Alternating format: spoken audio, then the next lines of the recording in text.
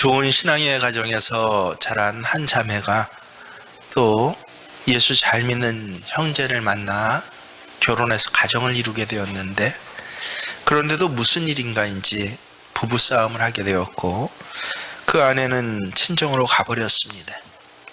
화가 난 남편은 이번 기회에는 내가 절대 지지 않겠다고, 반드시 버릇을 고쳐놓겠다고 그렇게 아주 단단하게 결렀습니다. 이 친정에 온 딸을 본 장로님 가정 아버님 어머님 마음도 편하지가 않습니다.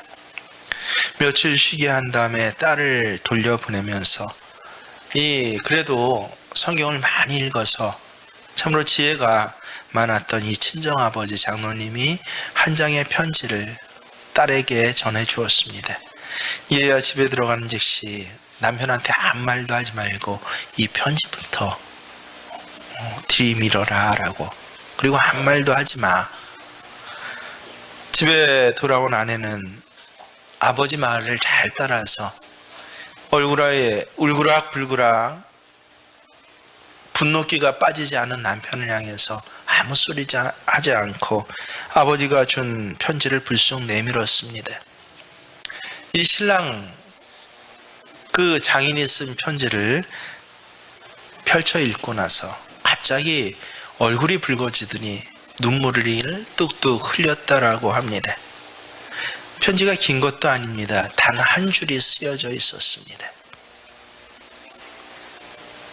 취급주의, 깨지기 쉬움. 베드로전서 3장 7절에 있는 그 말씀입니다. 깨지기 쉬운 연약한 그릇이 아내이다 라고 말씀하고 있습니다. 남편들아, 이와 같이 지식을 따라 너희 아내와 동거하고 그를 더 연약한 그릇이요 또 생명의 은혜를 함께 이어받을 자로 귀히 여기라. 이는 너희 기도가 막히지 아니하게 함이라. 그렇습니다.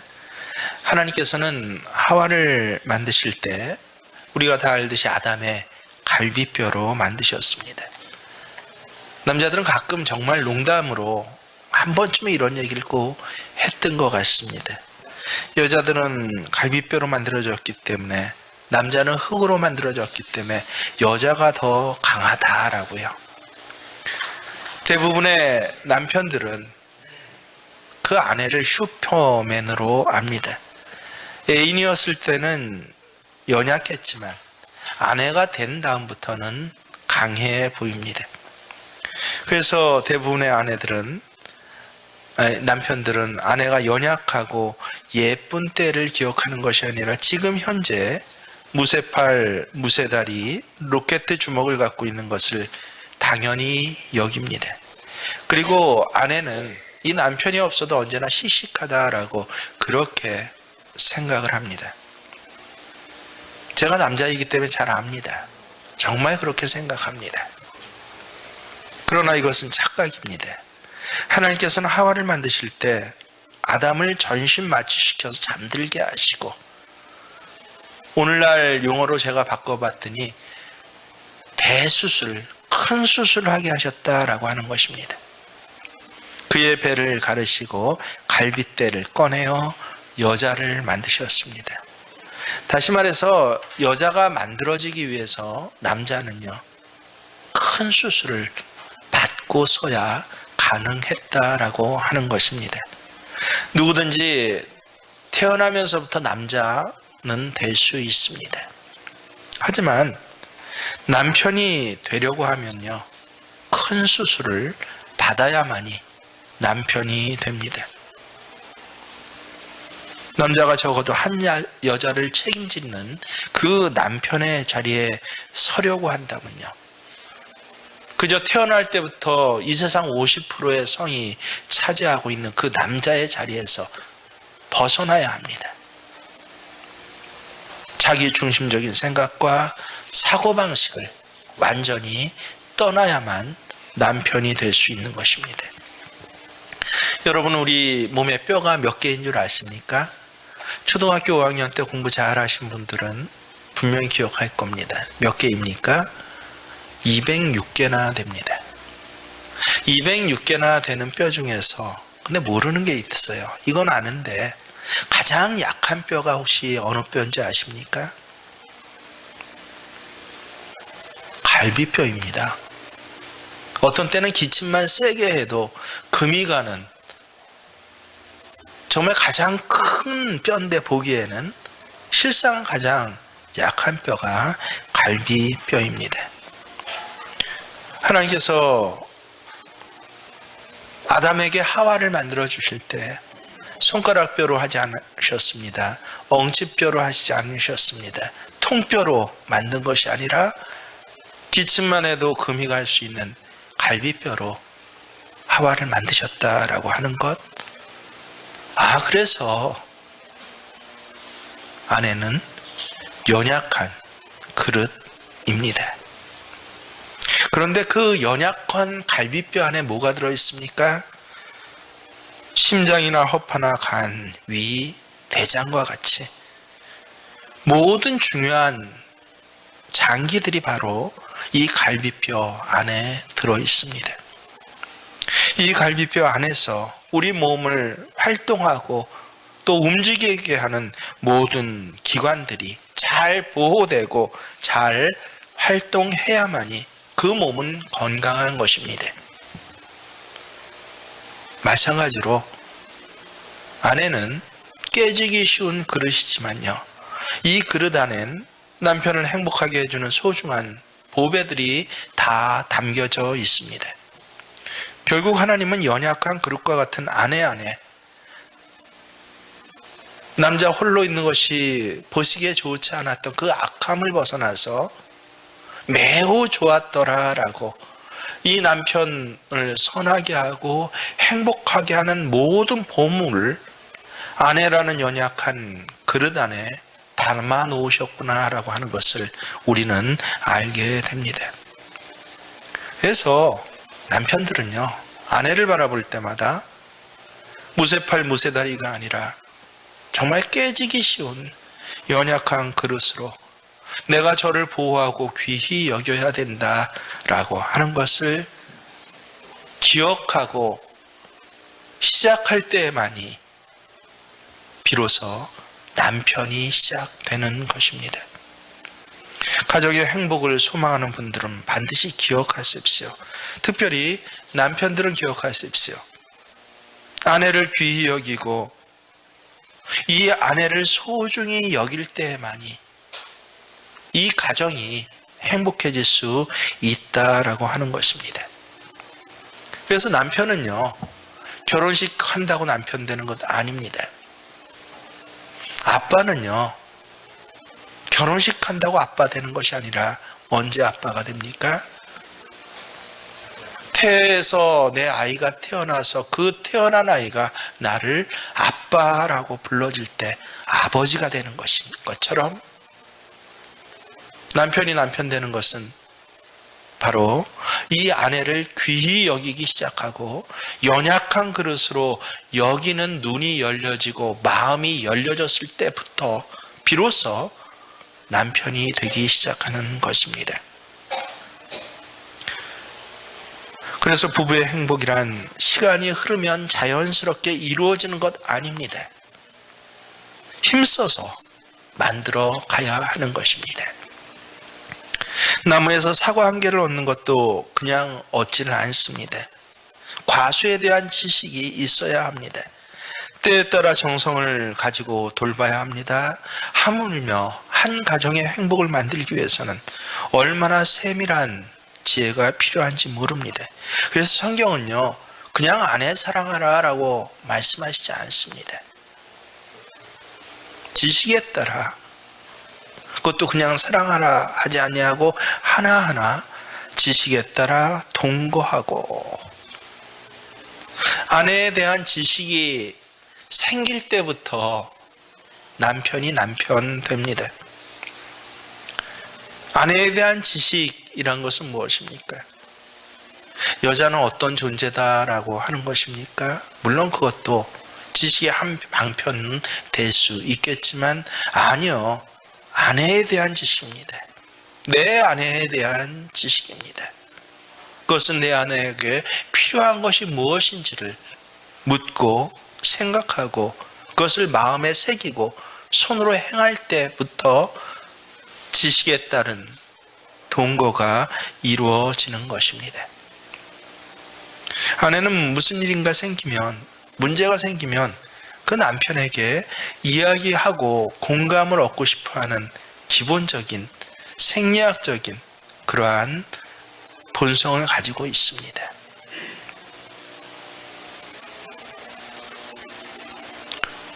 그래서 이 아내가 이야기를 하는데, 특별히 자기의 기분 나쁜 일, 속상한 일들은 이 남편이 공감해 주기를 원합니다. 철수 엄마 왜 자꾸 나한테 생트집 잡는지 몰라. 그 여자 참 이상해 여보. 그러면 대뜸 에이 당신이 뭔가 잘못했은가 그랬지. 그분 괜찮던데. 그러면 아내는 문제가 비약되고 상처를 입습니다. 끝내 몇 번 얘기하면 나오는 말이 뭐예요? 입에서, 아내 입에서. 그렇게 좋으면 나가서 그 여자랑 살지. 이게 보통 세상의 부부 사이에서 있어지는 대화인 것입니다. 지식에 따라 아내에 대한 지식이 있어야 돼요. 아, 그 여자 참 이상하네. 함께. 아니, 오히려 아내보다 더 흥분해서 열을 내주었다면 아내는 남편이 자신과 공감한다는 이 기적과 같은 교류에 감동을 받게 됩니다. 한 사람의 아내됨의 행복을 느끼게 되는 것입니다. 그런데 일반적으로 남편들은 그렇게 하질 못해요. 왜요? 지식이 없어서요. 아내들의 이야기하는 거에 대해서 아내에 대한 지식이 없기 때문에 날마다 하는 소리 왜 또 하나 라고, 뭐 그게 그렇게 중요하다고 그 사소한 것을 하고는 텔레비전이나 신문을 보면서 국제 정세와 유가와 우리나라 장래에 대해서 참으로 심각하게 고민하기 시작합니다. 하지만 기억하십시오. 아내에게는 세계의 평화보다는 이 가정의 화평이 더 중요한 것입니다. 아내에게는 공명정대한 포청천이 필요한 것이 아니라 내 편이 되어주고 나를 위로해주는 남편이 필요하다라고 하는 사실을 우리는 잘 알아야 합니다. 성경은 정말 옳습니다. 저도 한 여자의 남편이 되어서 살아가는 시간이 늘어날수록 절절히 깨닫는 것이 하나님께서는 정말 다르게 만드셨다라고 하는 것입니다. 남자는 남자로, 여자는 여자로.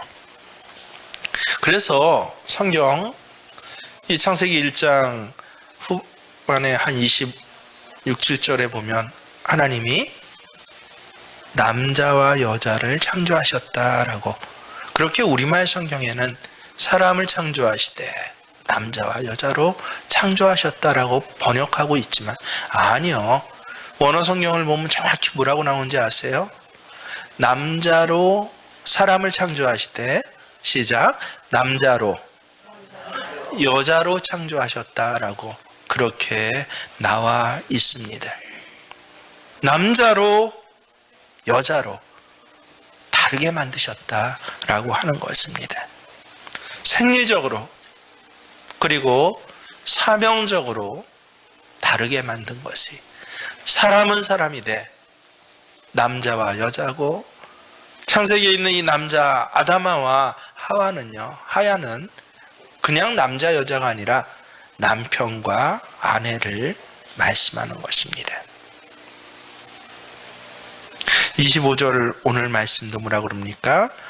남편들아 아내 사랑하기를 그리스도께서 교회를 사랑하시고 그 교회를 위하여 자신을 주신 같이 하라. 그리스도께서 교회를 사랑하시듯이 남편은 그 아내를 사랑해야 합니다. 지식에 따라 동거할 때요, 물론 생물학적인 지식도 필요합니다. 여러 이 아내에 대한 환경적인 것, 또 기본 여성성이 무엇인지, 남성성이 무엇인지 이러한 지식도 꼭 필요합니다. 하지만 하나님께서 남자로 여자로 만드셨을 때 지식에 따라 동거하라라고 했을 때 그 지식, 본질적인 지식은요, 어떤 지식인 줄 아십니까? 그리스도께서 교회를 사랑하시듯이 라는 것이 무슨 뜻인지 아는 지식을 이야기를 합니다. 그리스도의 교회에 대한 사랑이 어떤 것인지를 알아야 된다는 것이에요. 이 말씀이 큐티되고 이해되고부터 저는 세상에 예수 믿지 않는 남편은요, 절대로 남편 구실을 할 수 없구나라고 하는 것을 그때 깨달았습니다. 왜 그렇습니까? 사랑 다른 사랑은 알아도 그리스도께서 교회를 사랑하시는 그 사랑이 어떤지는 예수 믿지 않는 남자라면 절대 알지를 못하기 때문에 그렇습니다. 세상 사람들은 간혹 착한 남편은 될 수 있어도, 하지만 좋은 남편은 결코 될 수 없습니다. 착한 남편과 좋은 남편의 차이가 무엇입니까? 시대에 따라 그 기준이, 착한 남편이 무엇인지 달라지더라고요. 예를 들어서 아내와 함께 길을 가는데 매우 예쁜 여자가 옆을 지나갑니다. 그러면 아내는 묻습니다. 여보, 저 여자 봐, 참 이쁘지? 여러분, 남편으로서 뭐라고 대답하시겠습니까? 여지껏 뭐라고 대답해 오셨습니까? 이쁜데 이거는 나쁜 남편입니다. 착한 남편은 어떻게 대답합니까? 우리 남편들, 청년들 대답해 보세요. 어떻게 대답합니까? 아니, 당신이 더 이뻐. 저는 여기까지는 대답을 했고 알았어요. 근데 이건 10년 전에 착한 남편이요, 지금에 이렇게 대답하면 나쁜 남편이라고 합니다. 지금 와선 기준이 더 달라졌어요. 어떻게 대답합니까? 누구? 난 못 봤는데. 기준이 달라져요. 아마 몇 년이 흐르면 또 착한 남편의 기준은 반드시 달라질 것입니다. 하지만 좋은 남편은요, 몇 년, 몇십 년이 아니라 1000년, 2000년이 흘러도 그 기준이 달라지지 않습니다. 그 첫 번째 기준이 무엇입니까?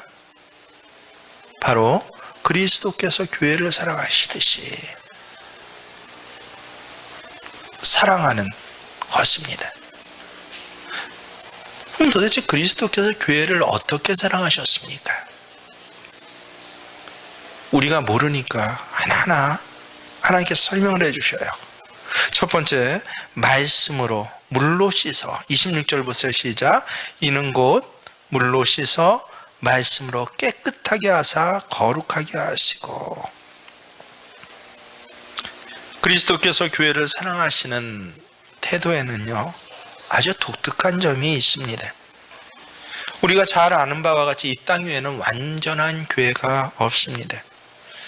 다 흠이 있고 너무도 주님 앞에서는 추한 모습을 가지고 있는 것이 교회입니다. 왜냐하면 교회는 이 건물을 얘기하지 않습니다. 불려진 사람들이에요. 그리고 죄인들의 학교입니다. 온갖 죄인들이 모여 있어서 그 죄성들이 드러나기 시작하면 얼마나 더럽고 냄새 나는지 모릅니다. 마치 아비 없는, 어미 없는 고아와 같이, 그것도 어떤 보호와 어떤 양육도 받지 않는 그런 거지 여자아이와 같은 그런 모습이 교회입니다. 그런 교회를 주님은 어떻게 사랑하셨다고요? 물로 씻어서 깨끗하게 하시고 거룩하게 하신다라고 하십니다. 그러기 위해서 우리 주님은 어떻게 하셨습니까? 십자가에 못 박혀 죽으셨습니다. 자신의 피로 우리를 깨끗하게 씻어주셨습니다. 그리고 말씀과 성령으로 우리를 완전하게 만드시고 거룩하게 하셨습니다. 아내는 이런 식으로 사랑해야 한다라고 하는 것입니다. 그래서 주님이 물로 씻어 거룩하게 하셨다는 것은요, 그저 피상적인 이야기가 아닙니다. 여러분, 예수 그리스도의 십자가가 피상적으로 보이시고 들리십니까? 그런 사람에게는 그리스도의 교회에 대한 사랑이 피상적일 수도 있습니다. 하지만 저 십자가가 나를 위해서 피 흘리신 주님의 표적입니다라고 그렇게 보이십니까?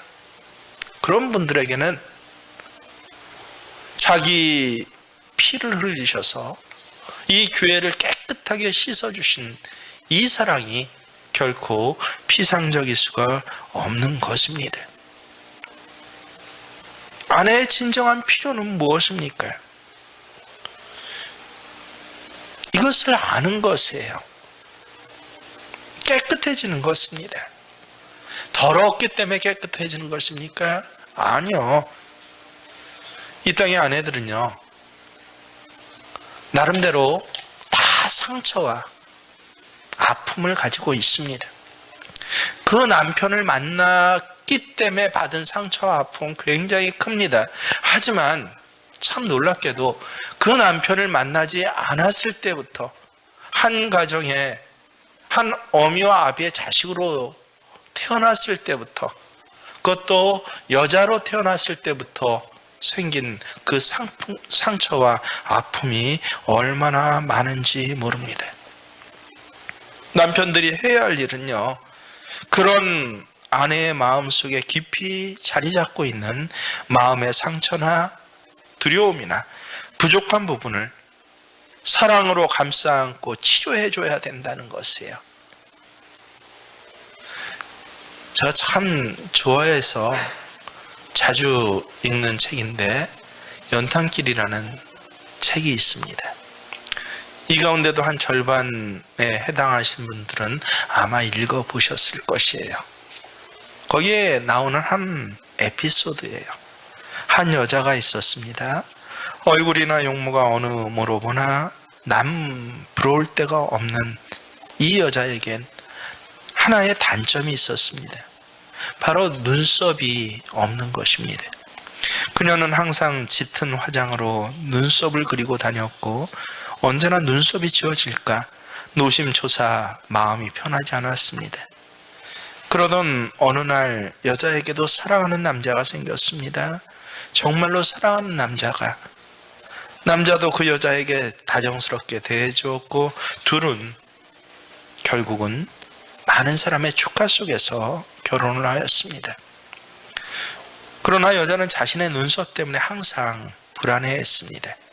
1년이 지나고 2년이 지나도 여자는 자기만의 비밀을 간직하면서, 그래서 이 눈썹 때문에 남편이 일어나기 전에 미리 일어나 세수와 화장을 하고 눈썹을 그렸습니다. 그리고 이 눈썹 때문에 언제나 남편이 잠들고 나서야 비로소 자신도 잠을 청했습니다. 그러면서도 이 여자는 행여나 들키면 어쩌나 하는 걱정이 늘 앞섰습니다. 남편이 어쩌다 눈썹이 없는 자신을 보게 되어서 이렇게 좋고 자상한 남편이 자신을 싫어하면 어쩌나 하고, 그리고 자신에게 따뜻한 남편이 이걸로 인해서 자신의 결점을 발견하고 그 사랑이 혹 식어지면 어떨까라고, 그래서 더 두려워했습니다. 그렇게 세월이 1년, 2년, 3년을 지나갑니다. 그러다가 이들 부부에게 예상치 않는 불행이 닥쳐왔습니다. 승승장구하던 남편의 사업이 일순간에 망하게 되었습니다.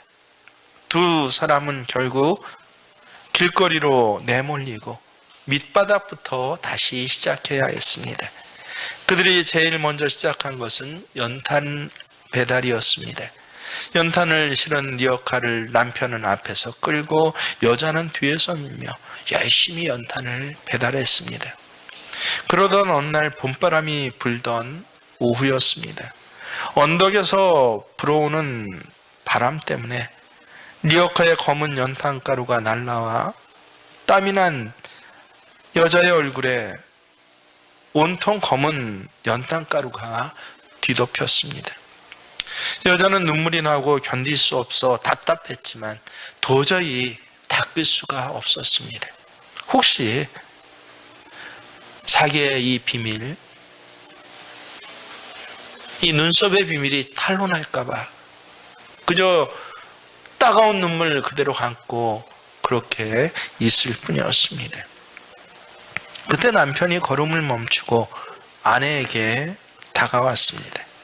그리고 수건을 꺼내서 정성스럽게 검댕이가 된, 또 가루가 흩날리는 이 아내의 얼굴을 닦아주기 시작했습니다. 근데 남편은요, 아내의 눈썹만은 건드리지 않고 얼굴의 다른 부분을 모두 닦아내는 것입니다. 그리고 아내의 흐르는 눈물까지 다 닦아낸 후 다정하게 웃으며 다시 앞자리로 가서 수레를 끌기 시작했습니다.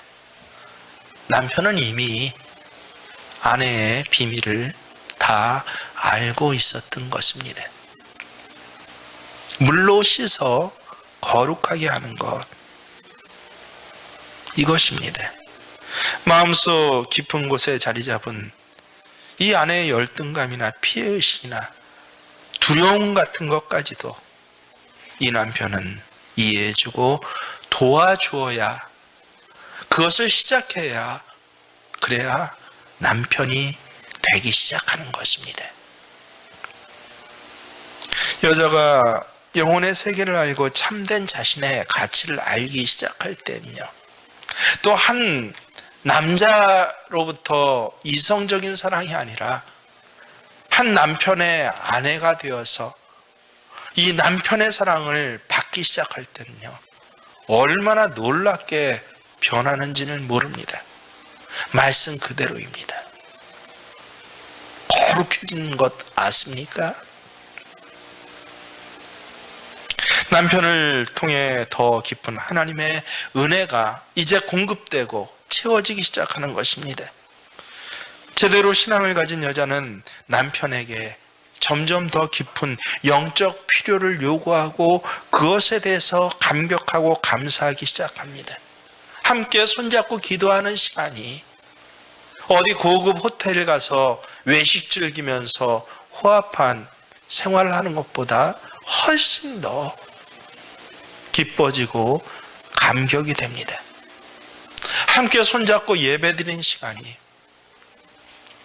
세상 어느 좋은 자리, 으쓱거릴 만한 자리에 가서 남편과 앉아있는 그 자리보다 훨씬 더 감격스럽고 기뻐지게 되는 것입니다.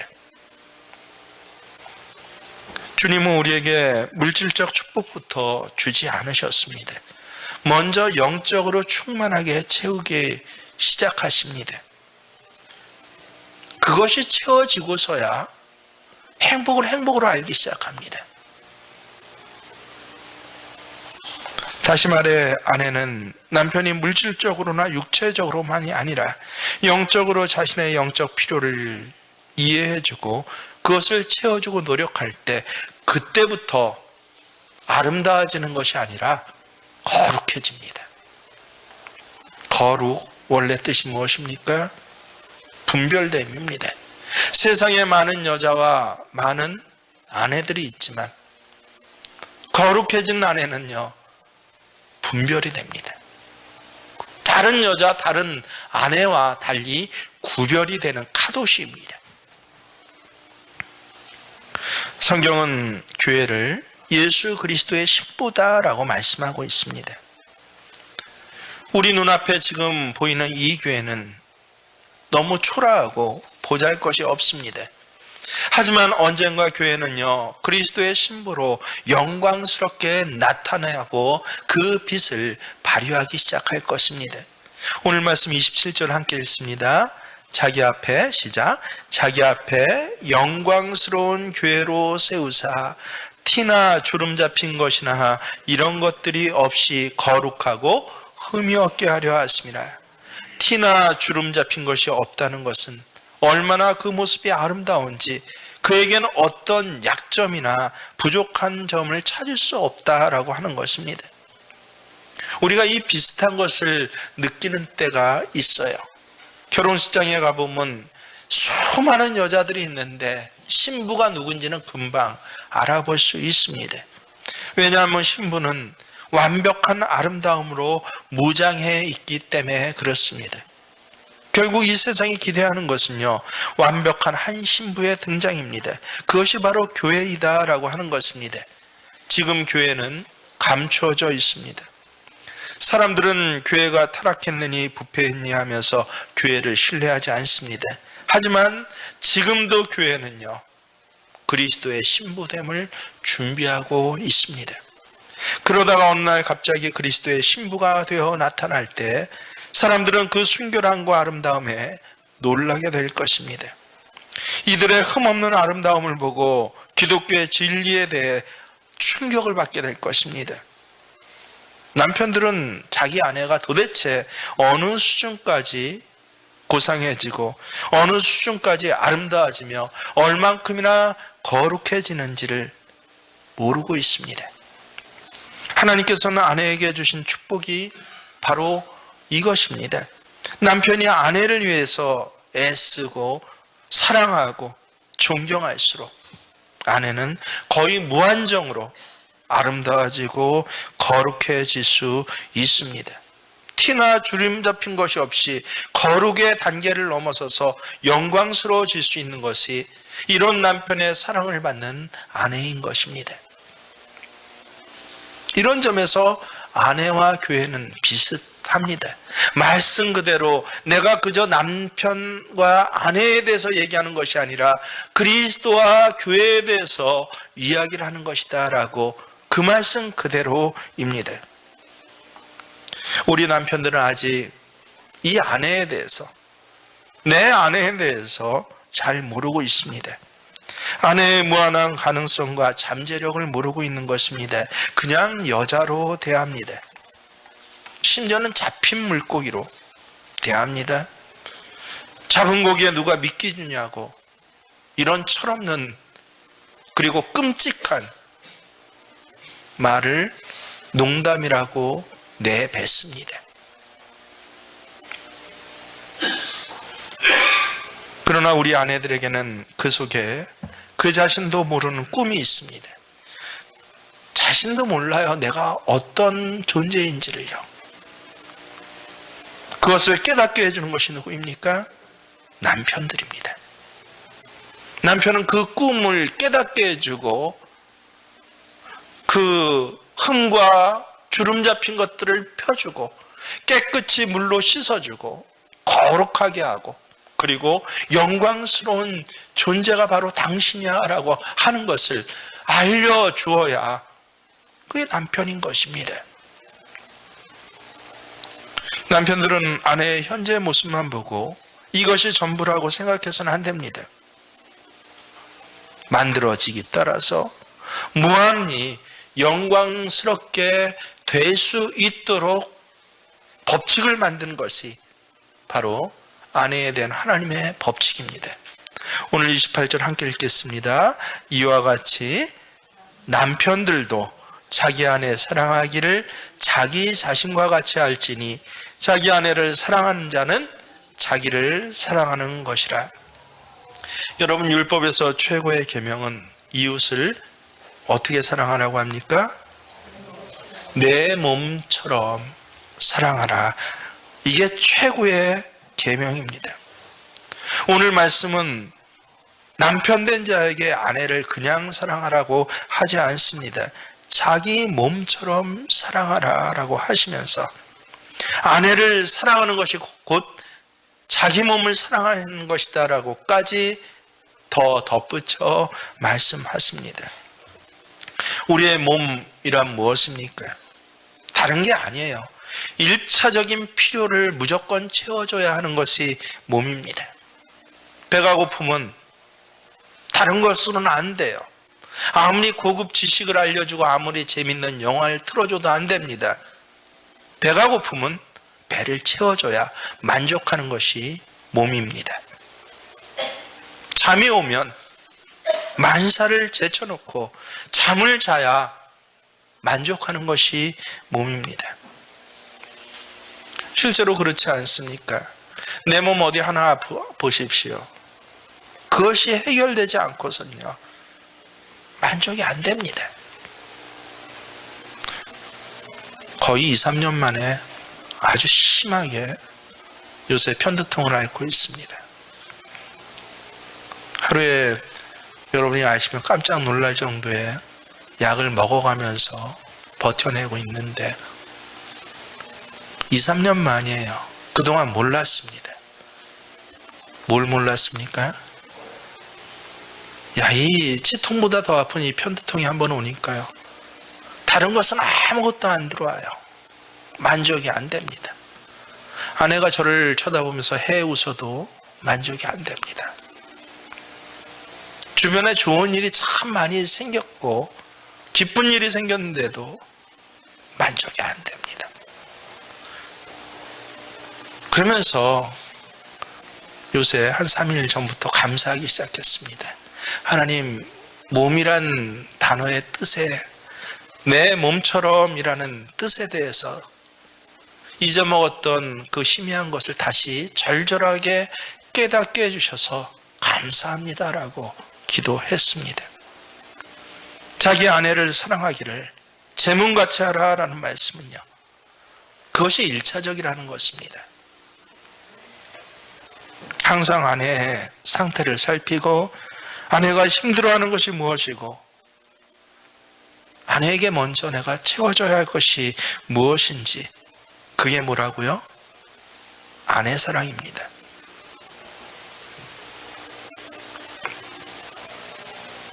그 이유가 무엇이에요? 그게 바로 네 몸을 사랑하는 것이다 라고 말씀하십니다. 남편은 그래서 아내가 행복해지지 않고서는요, 절대 행복해질 수 없는 존재가 바로 남편입니다. 아내의 상태가 좋지 않으면 절대 행복해지지 않습니다. 영적으로나 육적으로나 아내의 상태가 불안정하면요, 아무리 다른 것이 채워졌더라도 절대 평안해지지 않습니다. 오늘 우리 사회는 사회적으로 성공한 사람이 높은 점수를 받습니다. 때로는 회사가 아내들에게 남편이 사회적으로 성공할 수 있기 위해서는 가정에서 많은 요구를 하지 말라고 그렇게 충고를 하기도 합니다. 하지만 그것은 세상 사람이 생각하는 것입니다. 그리고 남편이 뭔지를 모르는 남자들의 어리석은 생각입니다. 내가 높아지고 월급이 많아지고 그리고 영향력이 많아지면 이 아내가 행복해질 것이라고 착각을 합니다. 3,000원짜리 쇼핑백에서 300만 원짜리 샤넬백을 들려주면 이 아내가 품위가 있어지고 또 아름다워질 것이라고 착각을 합니다. 아니요. 그리스도께서 교회를 사랑하시는 사랑이 무엇인 줄 알아야 이 아내는 진정으로 흠이 없어질 뿐만 아니라 깨끗해질 뿐만 아니라 거룩해질 뿐만 아니라 하나님의 영광의 은혜를 이 아내만이 아닌 남편도 함께 누리게 하는 참으로 복된 존재, 나 행복하라고 내게 만들어주신 존재가 내 아내인 것입니다. 나중에 하나님 앞에 세워졌을 때 여러분은 두 가지 평가를 받게 될 것입니다. 하나는 사역자로서의 평가예요. 여러분, 아빠도 사역자입니다. 부모나 자식도 사역자로의 평가예요. 참 희한하죠. 교회에서의 집사님, 권사님, 장로님, 목회자도 사역자로서의 평가입니다. 너 이 사역에 대해서 얼마나 충성했나. 근데 하나님께서 그 평가 말고 또 반드시 물으시는 게 뭔지 아십니까? 남자로서에게들은 남편으로서 평가할 것입니다. 무엇으로요? 네 아내를 위해서 제 몸과 같이 너 무엇을 희생하고 무엇을 1차적으로 내 아내에게 채워줬냐라고요. 시편 128편에 보면 아내의 거룩을 뭐라고 표현한 줄 아십니까? 결실한 포도나무와 같고, 남편에게 그리스도의 사랑을 받는 아내는요, 결실한 포도나무와 같다라고 합니다. 결실한 포도나무 얼마나 풍요롭습니까? 빛이 납니까? 아내가 빛이 나야 한다는 것이에요. 얼굴이 빛이 나고 마음이 빛이 나야 합니다. 남편이 아내를 사랑한다는 것은요, 단순히 감정적인 사랑을 말하지 않습니다. 그것은 아내에게 헌신하는 것입니다. 아내의 얼굴이 빛나고 윤기나게 해야 하는 것입니다. 아내의 마음을 거룩하고 아름답게 해야 하는 것입니다. 이게 뭐예요? 남편이에요. 옆에 아내가 있으신 분들은 아내 얼굴 한번 쳐다보십시오. 빛이 납니까? 아니면 꺼멓게 죽어가고 있습니까?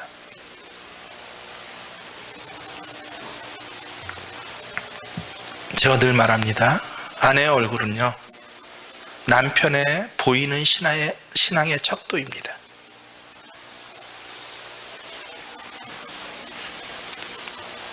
여러분, 몇 점이나 남편으로서 점수를 받을 수 있겠습니까?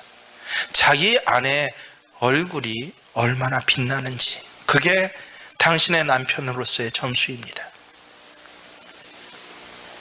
자기 아내의 눈이 얼마나 평화롭고 아름다운지, 그게 당신이 하나님 앞에 오늘 받을 남편의 점수인 것입니다. 아내의 얼굴이 검게 죽어가는 사람, 무표정하게 변해가는 사람, 굳이 육체적으로 힘들다고 하는 것이 아닙니다. 얼굴에 연탄가루가 가득 찌어서 지저분해도 그 눈썹만은 검게 빛나는 그런 아내를, 그렇게 섬기고 헌신하는 남편을 말하는 것입니다. 가슴에 손을 얹고 생각해 보십시오. 매일 밖에 나가서 일해서 이 집안 사람들 벌어먹여 살렸다라고 나는 이야기하는데, 정말 내가 아내를 위해서 희생한 것이 무엇입니까? 아내의 흠과 티를 물로 씻어 깨끗하게 한 그 일이 무엇입니까?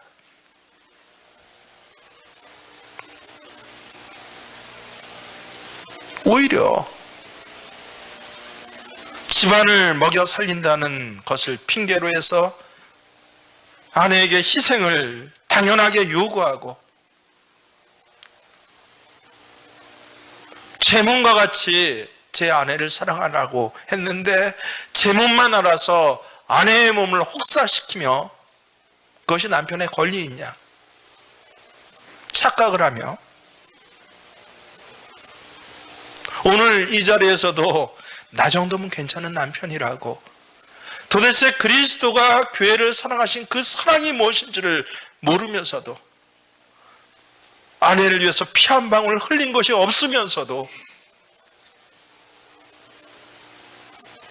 아주 괜찮은 남편처럼 그렇게 착각하고 있지는 않습니까? 사랑하는 생명교회 교우 여러분, 가정은 하나님께서 천국의 모형으로 이 땅에 주신, 천국의 모형은 바라보는 모형이 아닙니다.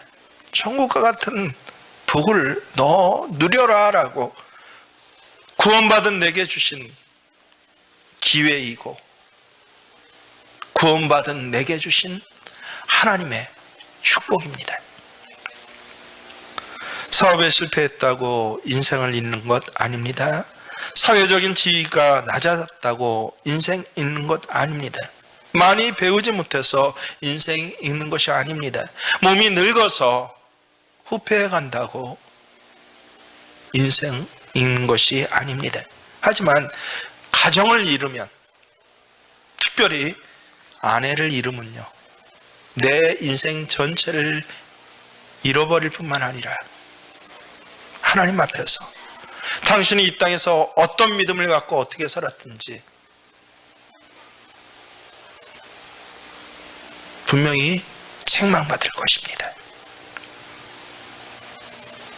당대뿐만 아니라 자녀 때 남편의 사랑을 받지 못한 아내에게서 키워진 이 자녀들은요, 절대 행복이 뭔지를 모를 것입니다.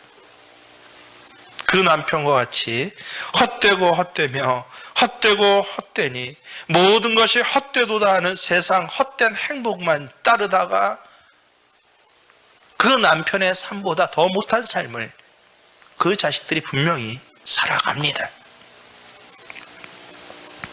부부는 함께 승자가 되거나 함께 패자가 되는 것입니다.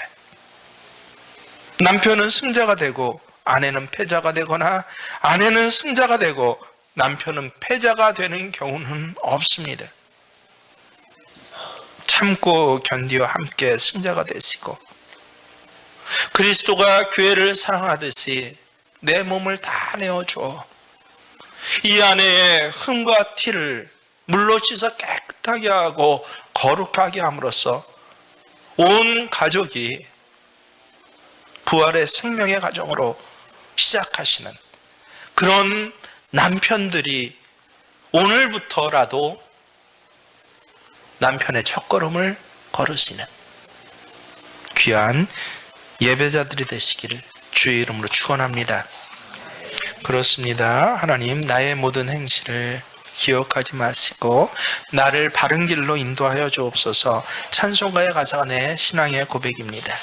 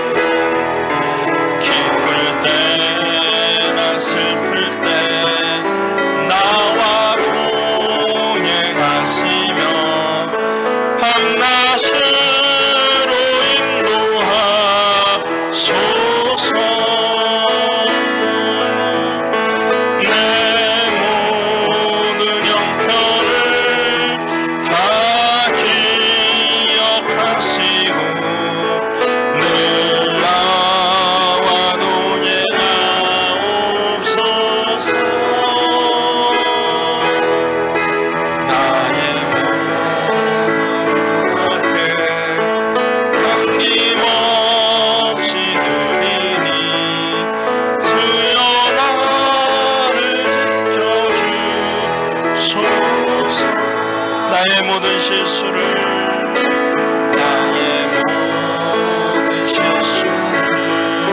주여 용서하시고